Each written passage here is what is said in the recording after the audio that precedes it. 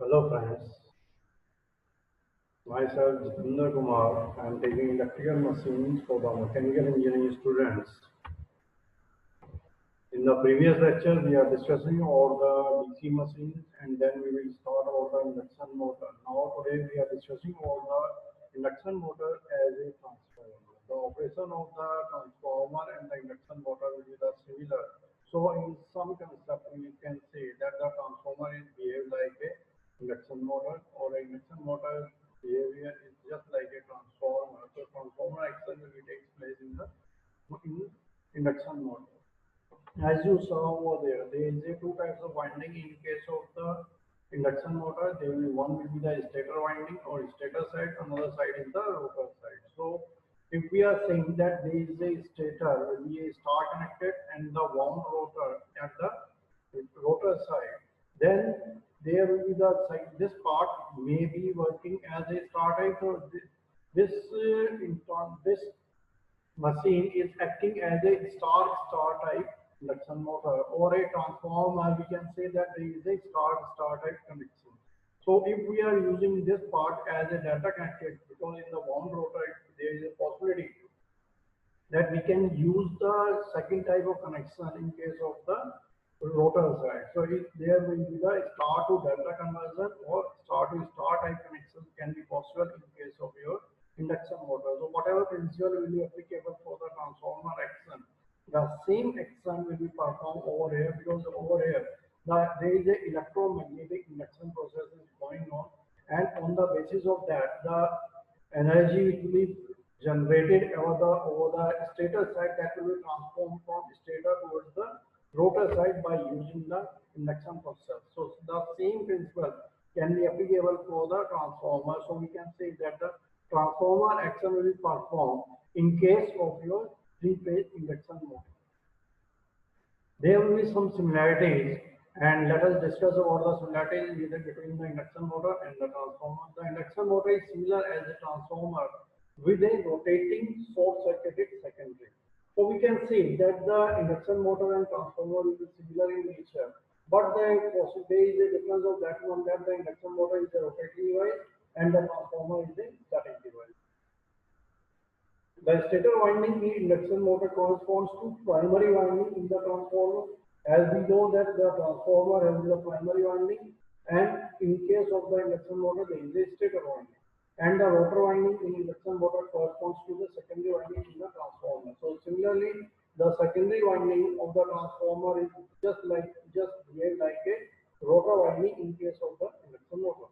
Both machines are working on the principle of electromagnetic induction.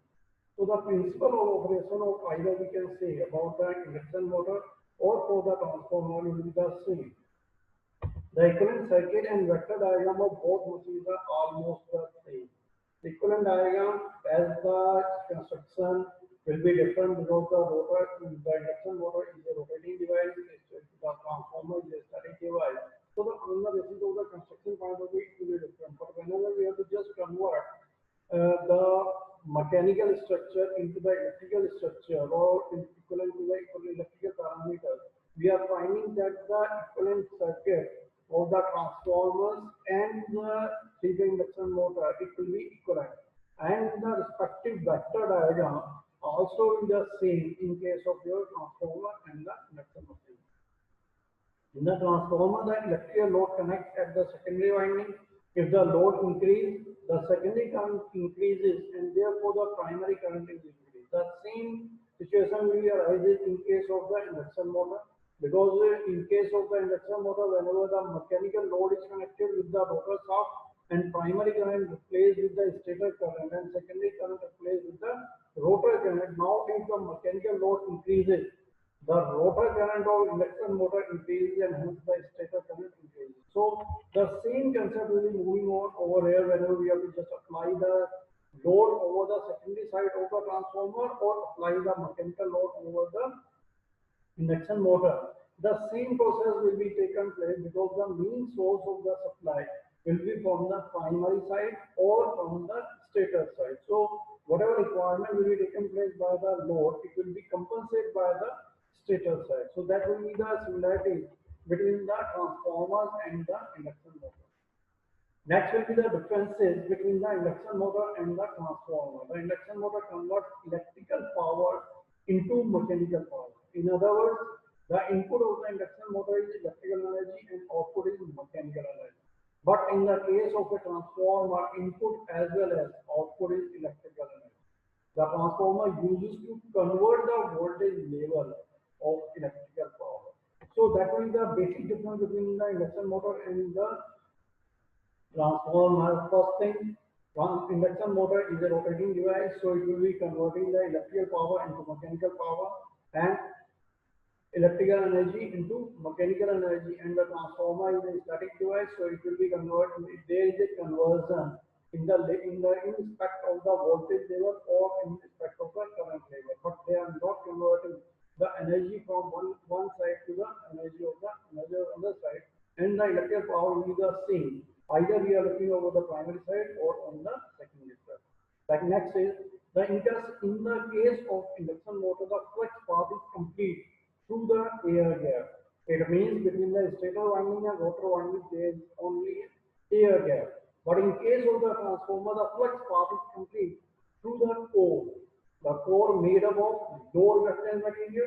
Therefore, the magnetizing current of the induction motor is about 30 to 40% of the rated current, and the magnetizing current in the transformer is about 1 to 5% of the rated current, because in case of the induction motor we are using the air as a medium. So there is a magnetizing current of 30 to 40%, but in case of the transformer we are not using the air as a medium. There is a core which will be made of a low reluctance material. So the magnetizing current in case of the transformer, it will be 1 to 5% only of the rated current. So that will be the another difference between the induction motor and the transformer. The transformer is a static device and induction motor is a rotating device. Because of this reason, the efficiency of the induction motor is lower than the efficiency of the transformer. Normally the efficiency of the induction motor is around 80 to 85%, but the transformer efficiency will be close to the 95% to 99%. So because there is a no rotating part in there, so that the efficiency is higher and the losses will be minimum. In case of a transformer, both windings distribute around the periphery of the air gap. In case of a transformer, the winding is concentrated on a core. Therefore, the leakage reactance of the induction motor is large compared to the transformer. Means the winding which will be provided over the stator side or on the rotor side, they are distributed in nature, so that the balancing will be there and the rotor will be balanced during the running condition. But in case of the transformer, there is no rotating part. So if there is no rotating part, so only the winding will be concentrated on a core. So there is no distribution of the winding across the core. So there is a concentrated winding there, so that the leakage reactance of induction motor is large as compared to the transformer. Induction motor, the rotor voltage, reactance and frequency are proportional to the slip S in case of induction motor. But similarly in transformer, frequency is constant. For any value of slip S, rotor values are EMF per phase is E2 dash equal to S times E2. Reactance per phase is X2 dash equal to S times X2. Frequency is F dash equal to S times F. S stands for the slip. Slip means difference between the synchronous speed and the rotating speed of the rotor. So if the difference of that one will be increases, then automatically the slip will be increases. As the slip increases, then automatically the EMF per phase or reactance per phase or frequency of the induction motor, it will be changes.